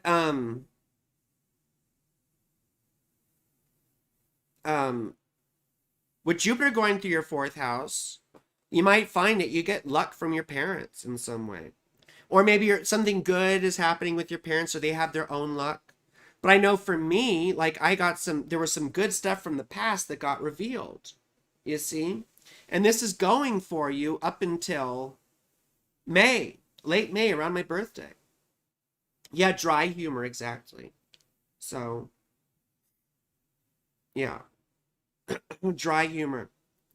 And so I think you'll see some luck with that because Jupiter rules your 2nd house of money. So whenever Jupiter goes into house, there's going to be some money stuff going on. So it may be like you get money from your past in some way, or from your family, or from an inheritance, or something like that. Something like comes up, you know, you get this hidden check or whatever. Something you weren't necessarily expecting. But you get lucky in some way, and I expect it to be financial, and I expect it to have something to do with your parents, right? Like for me, it had to do with, you know, my deceased father. So, yeah, so that's the kind of stuff we see. They're considering gifting you a home. And then when Jupiter goes into our 5th house, After my birthday in May, it's time to go to lots of fun parties. Or we might have, if you're a slut like me, you'll want to get out and, but you might have a particular romantic partner that comes up. But this whole thing is about fun and pleasure. Learning how to have fun again over the next year. Hopefully I'll be having some fucking fun, I mean, it's not like I haven't been, but I could always use more. So. So I'm looking forward to that transit for us too. I better move on to someone else while we have time. But Venus is going through... Where the fuck is Venus again? Sagittarius, our 11th house. So this should be a fun time for us too. Like the moment, that evening that Venus went into Sagittarius, I was at a party. Meeting some new people, right? And that's what Venus and Sagittarius is all about. It's about meeting new people. Making new connections, So, anyway, let's move on to the next person. Good evening. Good evening. When I hear good evening, I think of like Alfred Hitchcock. Good evening. You're in heat immediately? Yeah, I'm in fucking heat too, girl. I tell you what. Jiminy Christmas. But I'm also like in emotional heat. I didn't have emotions. I don't want emotions. I don't want to feel them. But I do. I love it. It's just I'm afraid of it. Because I know that things get crazy. And people get crazy when they feel stuff. And then when there's other people involved and all that and poly situations, it can get complicated. 1970, Shakedown, 1979. Good kids never have the time. On a live wire right up off the street, you and I should meet. Cincinnati again. June bug skipping like a stone, with the headlights pointed at the dawn. It has to be our Aquarius rising. We want to serve the collective, but we can't stand them. Yeah, exactly. I always say I love humanity, but I hate people. And that sounds so old, but I made it up. Just so you know. I take responsibility for that phrase. I trademark it. Use it and I will sue you. Sorry. Manny, Mo, and Jack. Oh, it's Mandy. I put Manny. I put Manny. This is a whole party. Love it here. I mean, I'm fucking crazy. I'm mentally ill and I'm super fun. I mean, I'm on medication. I've been in therapy for 20 years. Probably more stable than most most people without any sort of, issues. I got more issues than Vogue, sweetheart. I got more issues than Vogue. So Mandy, I called them Manny. I got Sagittarius rising. We've had tons of Sag and Gem risings, haven't we? Libra moon like me. You want everyone to like you, you poor baby. But you have an acute sense of, I'm gorgeous and I sing beautiful. Well, thank you. You can admit it, so you're not the problem. Well, I've done a lot of self-work and I'm very upfront with people, about my intentions and things. I mean, this one person, I told her point blank, I'm like, I like you. And I don't normally like people. And I want to see where this goes. And I want to get to know you. And the fact that I want to get to know you says a lot, because I don't really want to get to know people. I've got enough of my own shit to do. I'm typically only interested in sex friends and stuff like that. But no, I really like someone. And who knows what'll happen. But we have to take risks, don't we? In order to, find fulfillment and to be more of ourselves. Jeez. Like, if we don't explore these parts of ourselves, then we never know. And we never know. So, Sag rising. So, Mars is going through your first house and about to enter your second. So, you see, when Mars was going through your 12th house, when the fuck was that? I want to say, no, November, October. Yeah. Halloweeny. So you probably wanted to be left alone. Don't touch me. And then Mars goes into your first house, and all of a sudden it's like, hey, I got energy. Let me rush around, and then you push yourself too hard, and you get hurt oftentimes. And then Mars goes into the second house, like it's about to happen, and you want to stay away from that retail therapy. You want to hide your credit card, hide your cash, hide your cards, because they're going to be spending everything up in here, right? So watch out. Because we get a sense of wanting to spend money. We get excited about things, or we get depressed and want retail therapy. And then Saturn is going through your 4th house. So I don't know if your parents are still with you, but I bet there's complications going on with them. Or your living situation. It might be precarious at the moment. You might not be sure how this is all going to pan out. Or maybe you're trying to buy a piece of property and it's just, it just keeps dragging on. Or we get into legal things about property, real estate, land, inheritance, stuff from our fathers or family, right? Sometimes we get a hair up our butt about genealogy, like if we're adopted, all of a sudden we want to know, we want to understand, The only thing you need to understand is being here and who the fuck you are, but we get these polls, you see? And this is a backdrop for a while. And Jupiter is currently going through your 6th house, right? So this is a time when you need to focus on, again, nutrition and sleep, right? These are times to start developing good, healthy habits. And I always pick on nutrition and sleep because no one ever does those things. But maybe you want an exercise routine or whatever. Maybe you start getting medical attention for a certain ailment that you've been suffering from. You see? So anyway, and you're having your Mars return here. So this is funny. This is fun. And then Venus has just gone into your 1st house and you're having your Venus return, sweetheart. So this is time to sparkle and to enjoy yourself and go out. But you see, your ascendant is flanked on either side by Venus and Neptune. So on the one hand, you have to watch being manipulative because you could go either way. Like, you could be the kind of person who's just very adaptable and able to adapt to situations and just be a kind of a graceful chameleon. Or you can be the kind of person who's manipulative and using other people for selfish ends to get what you want. So just something to be aware of. Okay?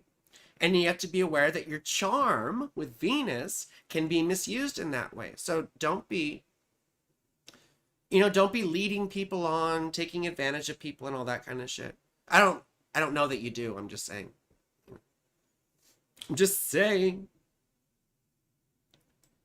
It's 10 after. Who else do I have? I have Katie. Okay. Oh, and Amber had to go. I'm sorry, Amber. Thank you for being here. Amber had to go. And we've got Katie. Katie.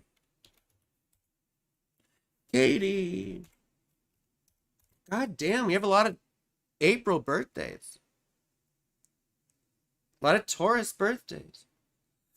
A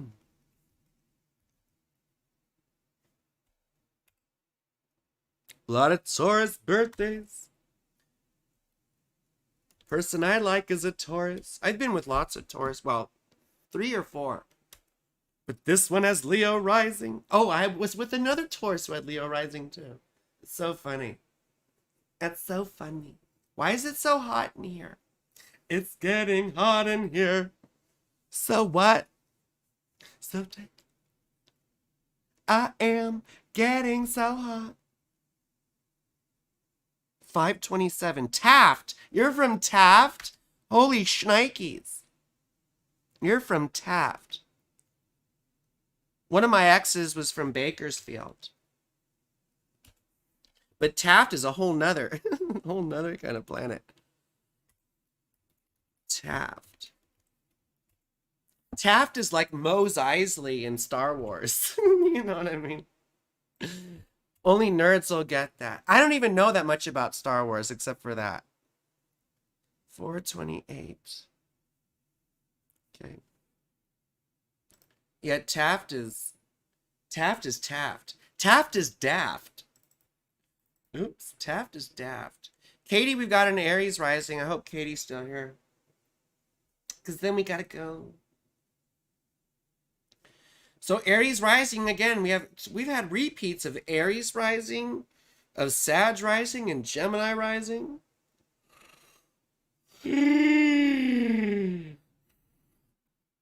Excuse me.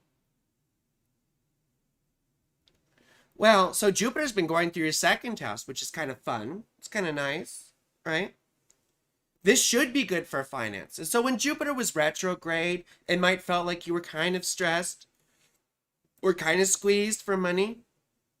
And see, now that Jupiter's gone direct, you should start to feel things just sort of start to ease up, or you'll feel yourself start to be more comfortable again, I hope.